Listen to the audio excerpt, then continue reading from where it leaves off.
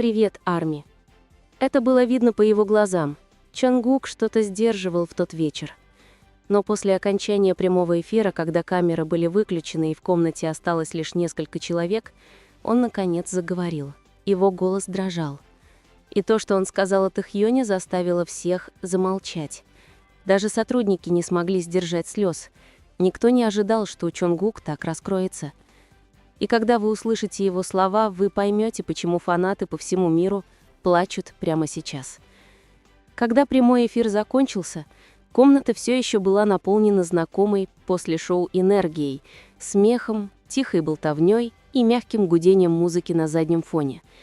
Но Чонгук не двигался. Он оставался сидеть, уставившись в пол, крепко сцепив руки. Один из сотрудников спросил, все ли с ним в порядке, но он лишь слегка кивнул. Затем почти шепотом он сказал: «Это просто Тэ». В комнате стало тихо. Все понимали, что он имел в виду. Их близость, их история, все, через что они прошли вместе. Годами фанаты видели лишь отрывки их дружбы. Улыбки, подразнивания, объятия. Но в тот момент Чонгук не был уверенным в себе айдолом на сцене. Он был просто другом. Тем, кто всегда скучал по человеку, который всегда понимал его без слов.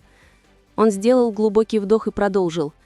«Знаете, во время эфира, когда я увидел наши старые клипы, я понял, как много времени прошло, как сильно мы оба изменились. Но Тэхьон, он все тот же человек, который всегда заставлял меня чувствовать себя как дома». Его голос дрожал на последнем слове, несколько членов съемочной группы опустили глаза, стараясь не заплакать. Речь шла не просто о ностальгии. Речь шла о всем невысказанном между ними. Расстояние, воспоминаниях, связи, которая так и не угасла. Затем Чонгук мягко улыбнулся, и по его щеке скатилась слеза. «Я никогда не говорю это вслух, но я действительно горжусь им. Все, что он делает сейчас, вызывает у меня эмоции. Надеюсь, он знает об этом». В этот момент кто-то тихо закисал сцену. Не ради славы, не ради внимания, а потому что они знали, фанаты почувствуют ту же боль и тепло, что и Чонгук. И когда этот клип просочился, армии по всему миру не могли перестать плакать, потому что за каждым выступлением, каждым смехом и каждым молчанием стоит история дружбы, которая глубже, чем кто-либо мог представить. На следующее утро Тэхьон проснулся от непрекращающегося жужжания телефона. Сообщения от друзей, сотрудников и даже других участников заполнили его уведомления. Сначала он не понял, почему, пока не открыл одну из присланных ему ссылок. Это был короткий клип. Чонгук тихо сидит после эфира.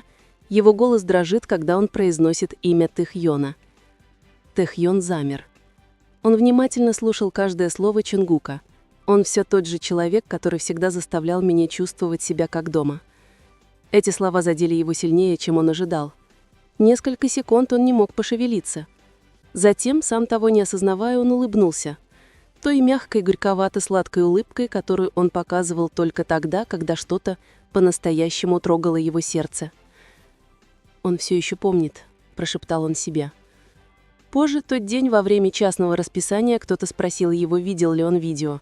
Тэхьон просто кивнул и тихо сказал: «Да, видел. Чонгук всегда меня удивляет». Но в его тоне было что-то более глубокое – гордость, грусть и тепло, смешанные воедино. В тот вечер Тэхьон снова открыл телефон и напечатал короткое сообщение в приложении для заметок. После долгой паузы он опубликовал его в истории. Некоторые слова не нужно произносить лицом к лицу. Их чувствуют. Фанаты сразу поняли время и эмоцию. Это был его бессмолвный ответ на сердечные слова Чонгука. Через несколько минут Тэйкук стал трендом по всему миру.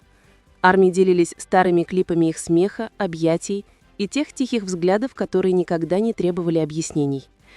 Тем временем Чонгук увидел этот пост. Он не комментировал, не репостил, он просто улыбнулся и прошептал: «Он знает».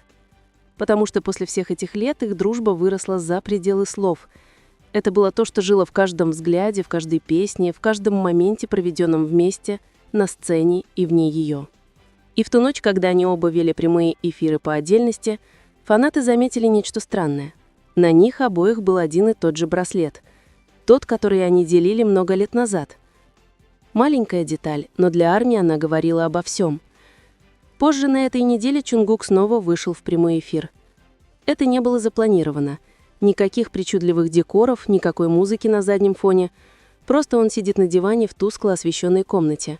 Волосы слегка взъерошенные, голос спокойный, но наполненный мыслями. Несколько минут он ничего не говорил. Он просто читал комментарии, иногда улыбался и поправлял браслет на запястье. Тот самый браслет, который фанаты заметили на Тэхёне накануне вечером.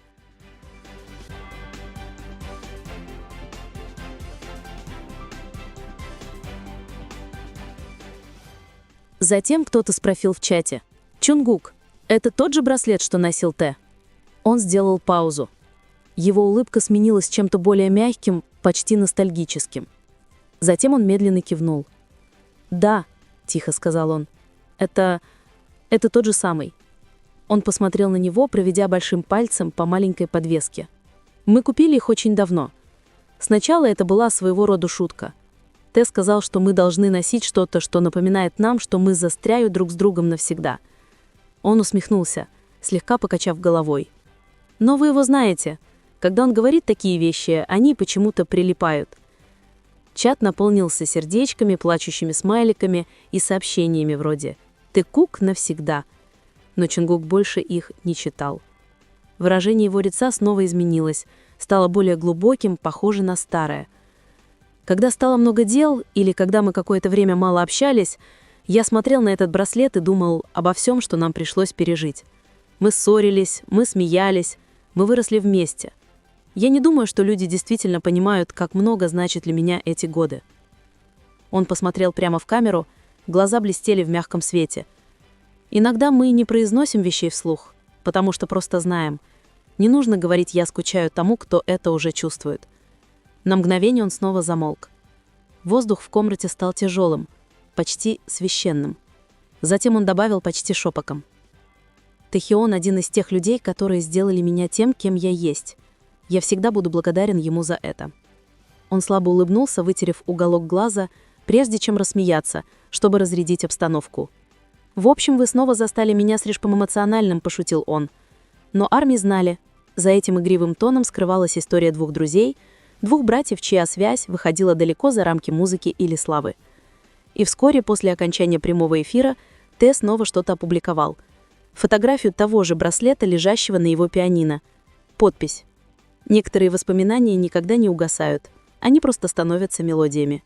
Этого достаточно, чтобы интернет снова взорвался, потому что каждый раз, когда Чунгук говорил от всего сердца, Тэхион всегда отвечал. Не словами, а чем-то гораздо более сильным — эмоцией. Дни превратились в недели. Чунгук стал более занят своим сольным расписанием, а Тэ с головой ушел в свои проекты. Разные студии, разные города, но каким-то образом они продолжали пересекаться через небольшие невысказанные жесты. Пост, строчка из песни, браслет. Но однажды тихой ночью в Сеуле произошло неожиданное. Чунгук только что закончил запись, как к нему подошел сотрудник и тихо сказал: «Вас кто-то ждет снаружи». Сбитый с толком, он направился к парковке. Было поздно. Такое позднее время, когда мир кажется неподвижным, воздух прохладным и тихим. И там, небрежно прислонившись к машине с руками в карманах, стоял Тэхион. Несколько секунд Чунгук просто стоял, замер, почти неуверенный, реально ли то, что он видит. Тэхион поднял глаза, улыбнулся знакомой улыбкой и тихо сказал: «Ты избегал меня, да?» Чунгук рассмеялся не потому, что это было смешно, а потому что момент казался слишком ошеломляющим. «Ты появился из ниоткуда, Хион», — сказал он дрожащим голосом. Тэхион пожал плечами, подходя ближе. «Ты много говорил обо мне, не так ли? Я подумал, что должен прийти и услышать это лично». Насмешливый гон заставил Чунгука усмехнуться, но когда их глаза встретились, все остальное исчезло. Дистанция, молчание, пропущенные звонки — это были просто они снова, как в старые времена. Не говоря больше ни слова, Тэхион сунул руку в карман и вытащил маленький бархатный мешочек. Он протянул его Чунгуку.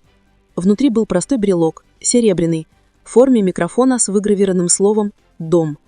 Чунгук посмотрел на него, затем на Тэхиона. «Что это?» Тэ мягко улыбнулся. «Это на случай, если сцена больше не будет казаться домом. Чтобы ты помнил, у тебя всегда есть один». Глаза Чунгука заблестели. Он попытался что-то сказать, но его голос дрогнул. «Ты всегда говоришь такие вещи в идеальное время», – прошептал он. Они постояли и там вместе некоторое время. Ночной ар воздуха окутывал их. Ни камер, ни аудитории, ни давления. Просто два человека, разделившие годы смеха, слез и невысказанного понимания. Наконец Чонгук сказал: «Спасибо тебе, Хён, за все. Я серьезно». Тэ похлопал его по плечу, слабо улыбаясь. «Тебе не нужно меня благодарить. Просто продолжай петь. Это все, что я когда-либо хотел». Когда они расстались той ночью, фанаты не знали, что произошло, пока Тэ не опубликовал историю через несколько часов. Это была фотография двух теней, идущих рядом под уличными фонарями, с подписью: «Некоторые связи никогда не рвутся, даже когда мир меняется». Через несколько минут Чонгук и Тэ снова стали мировым трендом. Не из-за слухов, не из-за драмы, а потому что они еще один раз напомнили всем, как выглядит настоящая связь. Тихая, искренняя и безвременная. Прошло несколько недель с той тихой ночи воссоединения. Чонгук вернулся к своему обычному распорядку. Студийные сессии, репетиция, интервью. Но что-то в той ночи с Тэхионом осталось с ним. Оно эфмодавалось в его сознании, как мелодия, которая отказывалась угасать. Каждый раз, когда он садился перед микрофоном, он ловил себя на том, что напевает одну и ту же мелодию. Мягкую, бесцветную и знакомую.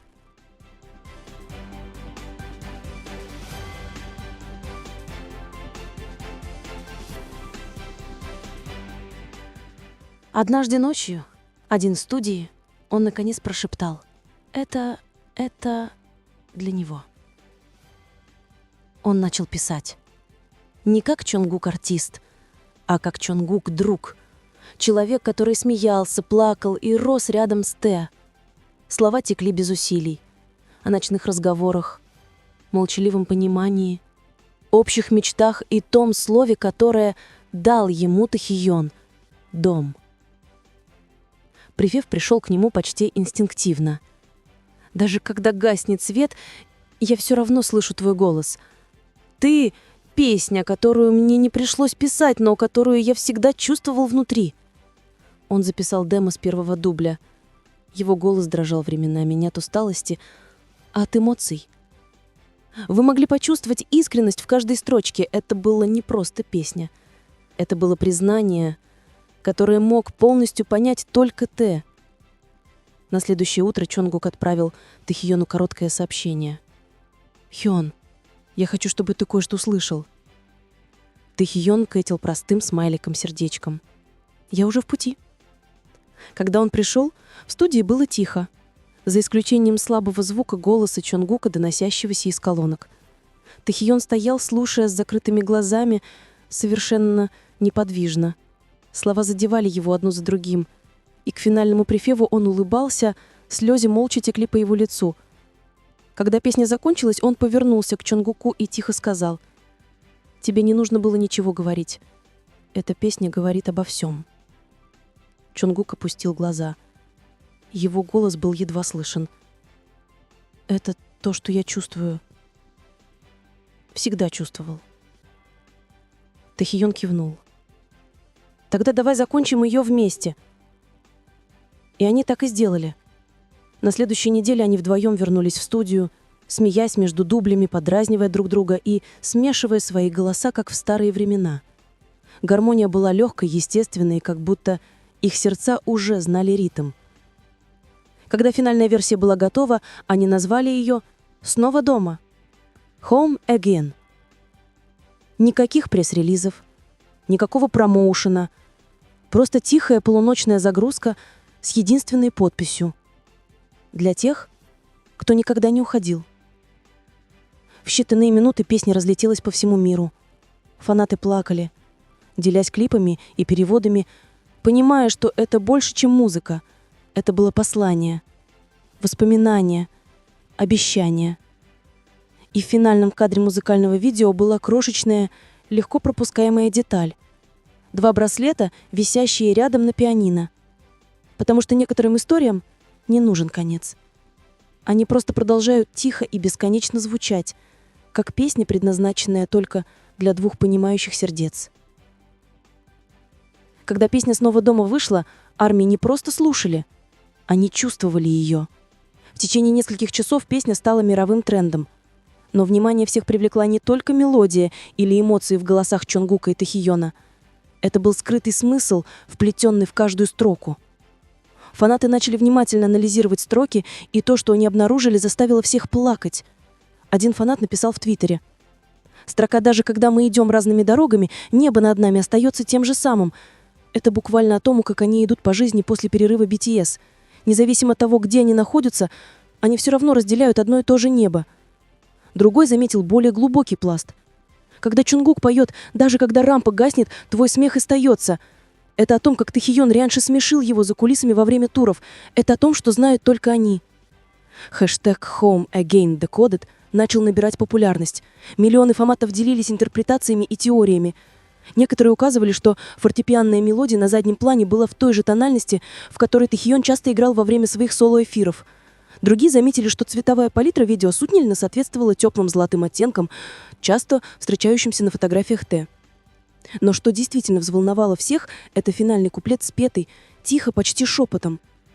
«Неважно, куда меня занесет ветер, я найду дорогу обратно, потому что дом — это не место, это человек». Эта одна строка разбила сердца по всему миру, потому что все знали, о ком пел Чонгук. Когда позднее Т спросили об этой песне в интервью, он тихо улыбнулся и сказал: «Снова дома? Она особенная. Она не о здании или городе. Она о людях, которые заставляют тебя чувствовать себя в безопасности, когда все остальное меняется». Интервьюер спросил, был ли Чонгук одним из таких людей. Т паузировал, затем кивнул с той же самой нежной улыбкой. Всегда был. Армии повсюду плакали. Клипы этого интервью разлетелись по сети вместе с финальным припевом песни. Два голоса сливались идеально. Мягкие, но полны силы, полные невысказанной истории. И как раз когда фанаты думали, что это конец истории, через несколько дней произошло нечто неожиданное. Во время одного из прямых эфиров Чонгука фанатка написала: «Когда вы с Тэхионом пели «Снова дома», казалось, что вы прощаетесь». Чонгук медленно прочел это, затем покачал головой. «Прощание?» — тихо повторил он. «Нет, это не прощание. Это просто обещание, что куда бы мы ни пошли, мы всегда найдем дорогу обратно». Его слова на мгновение заставили чат замолчать, пока он не взорвался плачущими смайликами и фиолетовыми сердечками. Потому что Чонгук и Тэхион в очередной раз делали то, что у них всегда получалось лучше всего. Они превращали эмоции в искусство, а дружбу в нечто вечное. Как прекрасно написал один фанат: они не просто сделали песню. Они оставили нам послание о том, что любовь в любой форме не угасает. Она просто меняет форму.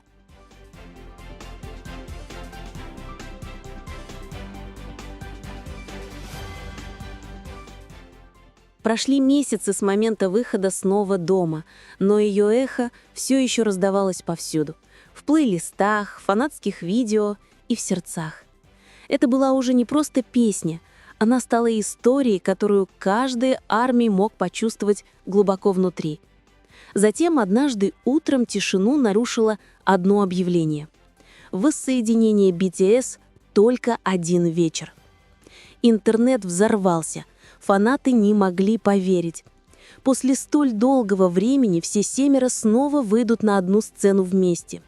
Никто не знал, каким будет сет-лист, но один слух распространился как лесной пожар. Чунгук и Т могут впервые исполнить «Снова дома» вживую. В ту ночь стадион был морем фиолетовых огней. Фанаты затаили дыхание, когда погас свет и началась вступительная музыка. Сцена светилась слабо золотым светом в том же тоне, что и музыкальное видео «Снова дома». Затем с противоположных сторон сцены появились два силуэта – Чунгук и Тэхион, идущие навстречу друг другу. Толпа взорвалась, слезы, крики, скандирование их имен наполнили воздух, но ни один из них не сказал ни слова. Они просто улыбались. Той тихой, понимающей улыбкой, которая говорила больше, чем любое предложение. Зазвучали первые ноты. Чунгук начал тихо, его голос слегка дрожал от эмоций. «Даже когда гаснет свет».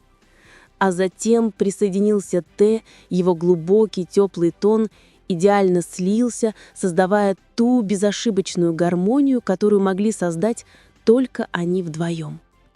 На большом экране позади них начали мелькать фотографии.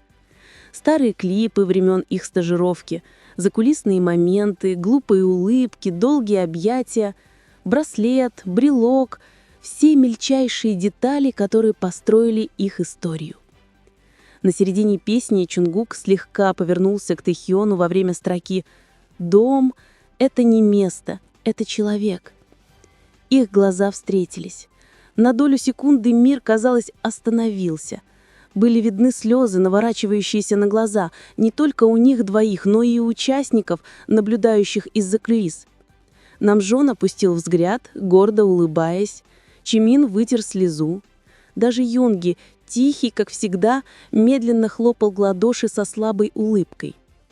Когда прозвучал финальный припев, голос Чунгука дрогнул не от напряжения, а от чистых чувств. Тэ подошел ближе, положил руку ему на плечо, и вместе они спели последнюю строчку в унисон. «И я снова найду дорогу домой».